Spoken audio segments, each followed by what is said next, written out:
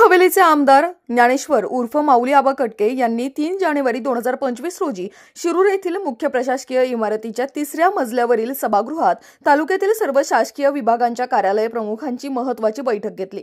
तिला जनता दरबारचे स्वरूप प्राप्त झाले होते। यावेळी अनेकांनी समस्या मांडल्या। यावेळी तहसीलदार बाळासाहेब म्हस्के, गटविकास अधिकारी महेश डोके, पोलीस निरीक्षक संदेश केंजळे, मुख्याधिकारी प्रीतम पाटील, MSEBचे अभियंता सुमित जाधव व महाजन, सहाय्यक निबंधक साकोरे व अन्य अधिकारी उपस्थित होते। तसेच राष्ट्रवादीचे तालुकाध्यक्ष रवींद्र काळे, माजी सभापती शशिकांत दसगुडे, दादा पाटील फराटे, महेश ढमढेरे, जाकीर खान पठाण, स्वप्नील गायकवाड, स्वप्नील ढमढेरे, नितीन पाचरणे, शरद कालेवार आदी महायुतीचे पदाधिकारी उपस्थित होते। याच बैठकीचा प्रत्यक्ष आढावा घेतलाय आमचे विभागीय संपादक रवींद्र खुडे यांनी। पाहुयात। 1.25 कोटी रुपयाचं काम चालू झालं होतं। त्याच्यातलं 3.26 कोटी रुपयाचं काम झालं आणि बाकीचं काम बंद आहे। तर ते अंडरग्राउंड लाईटचं काम जे ते परत एकदा सुरू व्हावं, आमदार साहेबांची फार मोठी इच्छा होती। कारण लाईटचं शॉक लागून वगैरे बरेच लोकांचं नुकसान झालेले त्यामुळे चालू झालेली, पण त्याला थांबा नाही, बस स्टॉप नाही, एसटी येते, बस येते, थांबते। तर आमदार बाबूरावजी पाचरणे यांच्या नावाने किमान शहरामध्ये 2 बस स्टॉप उपलब्ध व्हावे। एक मातृ शाळा आणि पलीकडे ज्ञानगंगा कॉलेज आणि RMD कॉलेज हे सगळे मिळून जवळजवळ 20 ते 25 हजार विद्यार्थी एकाच वेळेला कॉलेजला जातात आणि येतात। फार मोठा प्रश्न तिथं रहदारीचा निर्माण होतो आणि रोड रोमियांचा प्रश्न पण फार मोठा निर्माण होतो। तर आपल्या मार्फत शाळा कॉलेज प्रशासनाला जर विनंती केली आणि अर्धा तास वेळ ठेवून जर त्यांना सोडण्यात आलं तर हा प्रशासनाचा फार मोठा ताण कमी होईल आणि रोड रोमियांचा त्रास पण कमी होईल त्याच्यामध्ये। तर एवढी एक छोटीशी आणखी विनंती आहे। तसंच झोपडपट्टी पुनर्वसन फार वर्षापासून प्रलंबित प्रश्न आहे। 2 जागा त्याच्यासाठी निश्चित झालेले आहेत, पण त्याचं काम काय पुढे सरकत नाही। मला वाटतं माझ्या ऐकल्याप्रमाणे व्हायचं, पण नगर परिषद स्थानिक बिल्डरांची एकही बैठक अजूनपर्यंत घेतली नाही, त्यांच्या समस्या जाणून घेतल्या नाही, तो प्रकल्प अजून काही वर्णना झाली नाही। पुनर्वसनसाठी जर काम झालं तर शहरातल्या अर्धो रुपयाच्या 8 जागा मुक्त होती, झोपडपट्टी मुक्त। आणि झोपडपट्टीमध्ये राहणाऱ्या नागरिकाला झोपडपट्टीत राहतो हा शिक्का पुसून एखाद्या चांगल्या सोसायटीत राहतो असं एक मानाचं स्थान मिळेल। आम्ही गेले 3-4 महिने झाले आंदोलन तुम्हाला निवेदन पण दिलं होतं, परंतु त्याच्यानंतर पण आम्ही हे केलं तर एका पण गावामध्ये आतापर्यंत शिवपान रस्ता झालेला नाहीये। बरेचसे शेतकरी रस्त्यासाठी बाकीचे रस्ते नका करू 143-5 परंतु शिवपानचे रस्ते त्याचं लवकरात लवकर मार्गी लावून शेतकऱ्यांचा शिवपानांचा आमचा विषय। कारण पत्रकारांनी बरीचशी बातमी कव्हर केली, बऱ्याचदा बातमी लावली, तेवढं म्हणते काय म्हणायचं। आपल्या तालुक्यामध्ये 90% रस्ते मोकळे झाले। एक 4-5 रस्त्यांचा प्रॉब्लेम आमच्यापर्यंत आलेला आहे। आता जे आहे तुम्हाला तेच सांगतो मी, त्याच्यामध्ये ज्या तक्रारी आल्या आपल्याकडे सुनावण्या सुरू आहे ते आम्ही लवकरात लवकर मोकळे करू। तुम्ही ठेवा मला लिस्ट, कारण तुम्ही काय कधी लिस्ट दिली नाही आणि त्याच्यामध्ये ना त्याच्यामध्ये जो इस्टिमेट आहे त्या इस्टिमेटनुसार काम करावं। मी आल्याशिवाय कोणाची अनुमती द्यायची नाही। मी आल्यावर मी सांगतो त्याच्या गुन्हा दाखल करा, त्याच्याकडे बघा। पोलीस खाता असेल, प्रशासन असेल, महसूल असेल, शिवसाहेब या ठिकाणी, BDO पण आहेत, सर्व या ठिकाणी फॉरेस्टचे अधिकारी पण असतील आणि सर्वच MSEBचं कोण आलंय का इथं? कारण की जी सिस्टीम त्या पद्धतीने चालते तर त्याला काही त्याच्यात कशी दुरुस्त करता येईल आपण येणाऱ्या काळामध्ये त्याच्यात देखील दुरुस्त करण्याचा प्रयत्न करू।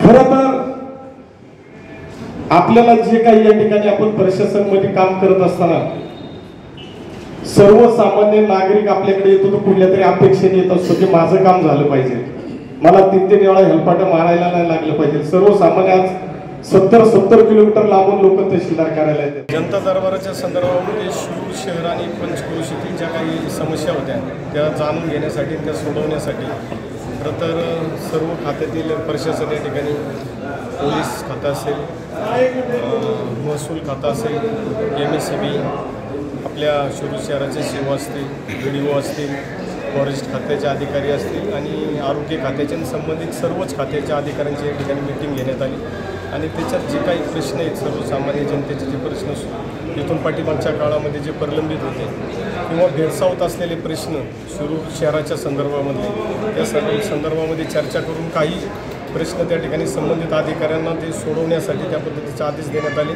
आणि जे काही प्रलंबित प्रश्न आहेत शिरूर शहराच्या संदर्भामध्ये डेव्हलपमेंटसाठी तर त्या संदर्भात लवकरच शिवनच्या बरोबर आपले आणि संबंधित अधिकाऱ्यांच्या बरोबर घेऊन शिरूर शहराला ही एक आपली ऐतिहासिक अशी ही नगर परिषद ब्रिटिश कालापासून असलेली शिरूर शहराची एक वेगळी ओळख आपण पुणे जिल्ह्यात महाराष्ट्रात पाहतो.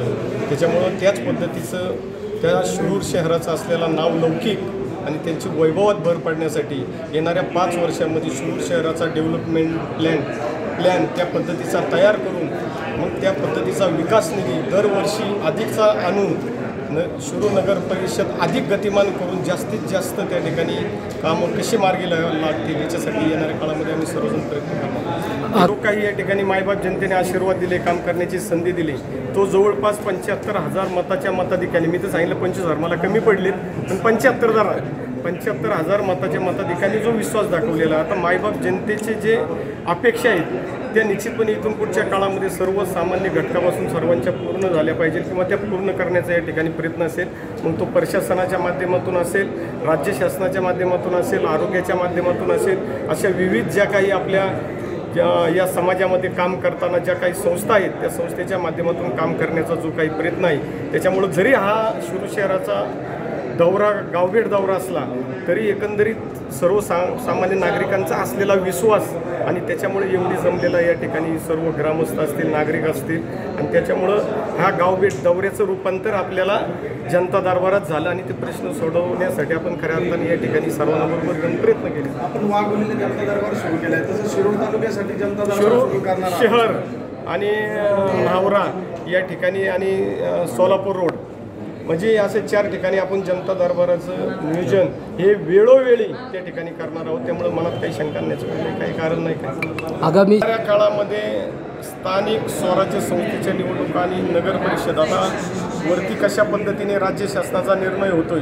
त्या पद्धतीने येणाऱ्या काळामध्ये तो निर्णय घेऊ. परंतु शक्यतो स्थानिक स्वराज्य निवडणुका ह्या महायुतीच्या माध्यमातूनच सर्वजण आम्ही सामोरं जाणार आहोत. तिथं त्यांना सांगितलं की तुम्ही एक दिवस तिथं सगळं संपूर्ण जे राज्य शासन मंत्रिमंडळ तुम्ही एक दिवस या त्या रोडला पाहणी करा म्हणजे तुमच्या लक्षात येईल तिथं गांभीर्य किती आहे आणि कशा पद्धतीने सर्वसामान्य मायबाप जनता आमची तिथं रोज त्या वाहतुकीला कंटाळलेली किंवा त्रसलेली रोज जाणारा MIDC कामगार असू द्या, तिथं राहणारा वर्ग असू द्या, फ्लॅटमध्ये राहणारे लोक, ग्रामस्थ असू द्या, गावचे लोक असू द्या किंवा रोजची रहदारी करणारी लोक असू द्या, एवढे सगळे प्रचंड वैतागलेले आहेत आणि त्याच्यावर नुसती 10-15 वर्ष झालं आश्वासनं चालू आहेत. ठोस कुठलाच निर्णय त्या संदर्भात झाला नाही. कधी कोण म्हणतंय की NH नॅशनल हायवे झालाय, परत राज्य शासनाकडे वर्ग केलाय, त्याच्या 1200 कोटी टाकल्यात, कोण म्हणतंय 7 फ्लायओव्हर त्या ठिकाणी मंजूर केलेले, परंतु कुठल्याच पद्धतीचा ठोस निर्णय अजून त्या ठिकाणी झालेला नाहीये. मी अधिवेशनामध्ये पण तो प्रश्न उपस्थित केला आणि नाहीच झालं जरी सरकारमध्ये आम्ही असलो तर त्या संदर्भात आम्ही पाठपुरावा करू आणि तो प्रश्न लवकरात लवकर मार्गी लागून मग वाघोलीचा बायपास असेल किंवा अंतर्गत टाउन प्लॅनिंगचे रस्ते असतील त्या संदर्भात देखील आपण आता लवकरच महानगरपालिकेकडे देखील निधीची मागणी केलेली आहे. 2 दिवस झाले आणि PMRDकडे देखील आपण त्या पद्धतीची मागणी केलेली आहे. एकत्रित बैठक घेऊन तो प्रश्न देखील लवकरात लवकर मार्गी लावण्याचा आमचा प्रयत्न आहे. म्हटलं की आता आम्ही राज्य शासनात लोकप्रतिनिधी म्हणून राज्य शासनाचं आम्ही तिथं काम करतोय. थोडा कालावधी द्या, निश्चितपणे आम्ही त्याचा पाठपुरावा करतोय. जर नाहीच झालं तर मग त्या संदर्भामध्ये सर्वसामान्य मायबाप जनतेला घेऊन पुढचं आम्ही त्या ठिकाणी निर्णय. गुडगंगा संदर्भामध्ये आपण आता पुढची काय भूमिका राहणार? कारखान्याच्या संदर्भामध्ये कारखाना दादांनी परवा दिवशी पेरणे फाटा या ठिकाणी देखील स्टेटमेंट केलं. दादांना मी छत्रपती स्वराज्य रक्षक धर्मवीर संभारू राजांच्या त्या ठिकाणी स्मारकासाठी तोळापूर असेल किंवा वडू असेल त्यांच्या विकास आराखड्याला गती देण्यासाठी जे काम थांबलेलं आहे त्याच्यामध्ये काय दुरुस्त्या असतील किंवा काम का थांबलेलं आहे त्याला गती देण्यासाठी दादांनी त्या संबंधित त्या ठिकाणी भेट दिली आणि त्यांचा आढावा घेतला. संबंधित अधिकाऱ्यांना बोलवलं, ठेकेदाराला बोलवलं आणि त्यांना गती देण्यासाठी त्या ठिकाणी सूचना केल्या. त्याच्यात अधिकचा जो काही निधी लागेल तो देखील देण्याची तयारी दर्शवून दिलेली आहे. ते दोन्ही कारखाने आम्ही चालू करतो. हा भाग खरं तर जास्त आहे आणि या ठिकाणी लोकांच्या सातत्याने मागणी की इथं पण ऑफिस असावं.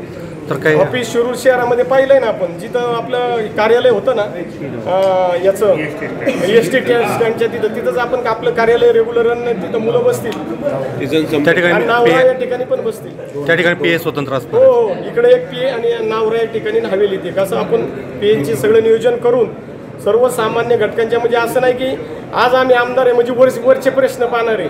सर्वसामान्य प्रश्न असू द्या, खालचे पार रेशनिंग कार्ड असू द्या, पॅन कार्ड असू द्या किंवा इतर समस्या असू द्या, या देखील आपण त्या ठिकाणी जाणून घेणार आहोत.